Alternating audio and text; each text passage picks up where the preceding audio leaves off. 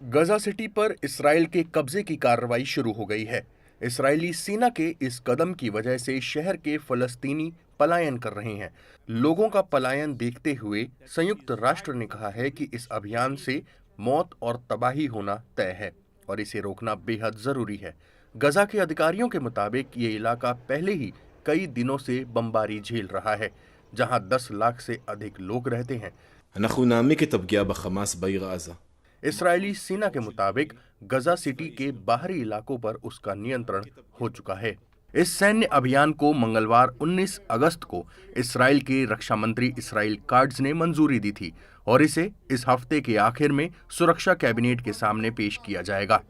इसके तहत लगभग 60,000 रिजर्व सैनिकों को सितंबर की शुरुआत में बुलाया जा रहा है ताकि सक्रिय ड्यूटी पर तैनात जवानों को इस अभियान में लगाया जा सके।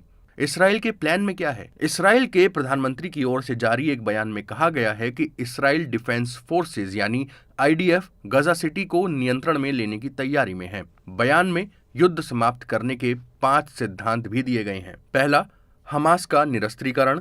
दूसरा, सभी बंधकों की वापसी चाहे जीवित हो या मृत। तीसरा, गजा पट्टी का सैन्यीकरण खत्म करना। चौथा, गजा पट्टी पर इसराइल का सुरक्षा नियंत्रण। और पांचवा, एक वैकल्पिक नागरिक प्रशासन की स्थापना जो ना हमास का होगा ना फलस्तीनी प्राधिकरण का। आईडीएफ ने कहा है कि युद्ध क्षेत्र से बाहर के इलाकों से बाहर रहने वाले लोगों को मानवीय सहायता वो मुहैया कराएंगे, लेकिन ये साफ नहीं है कि ये नई सहायता होगी या फिर इसे इसराइल और अमेरिका समर्थित विवादास्पद गजा ह्यूमैनिटेरियन फाउंडेशन के जरिए पहुंचाया जाएगा। इसराइली मीडिया रिपोर्टों के मुताबिक इस मुद्दे पर प्रधानमंत्री और सेना के चीफ ऑफ स्टाफ के बीच तीखी बहस हुई, क्योंकि सेना प्रमुख ने पूरे गजा पर नियंत्रण का तीखा विरोध किया था। फॉक्स न्यूज से बातचीत में नेतन्याहू ने कहा था कि इसराइल गजा को अपनी नियंत्रण में नहीं रखेगा। नेतन्याहू इसे अरब ताकतों को सौंप देंगे। नेतन्याहू गजा को किन अरब ताकतों को सौंपना चाहते हैं? बीबीसी की अंतर्राष्ट्रीय संवाददाता लीज डुसेट के मुताबिक बेन्यामिन नेतन्याहू जानबूझकर ये साफ नहीं कर रहे हैं कि वो किन अरब ताकतों को गजा का शासन चलाने के लायक मानते हैं। संभव है कि वो जॉर्डन और मिस्र की ओर इशारा कर रहे हों।